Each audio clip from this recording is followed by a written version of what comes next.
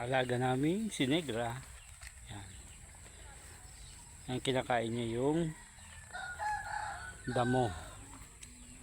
Yung damo, yan ang kinakain ng alaga namin, native baboy.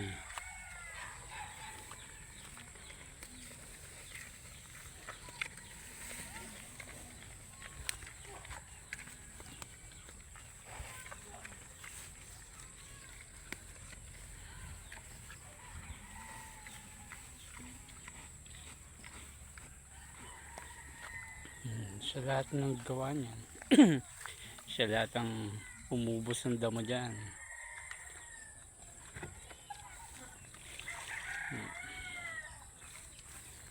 Dito, nilagay ko naman siya dito sa medyo madamo.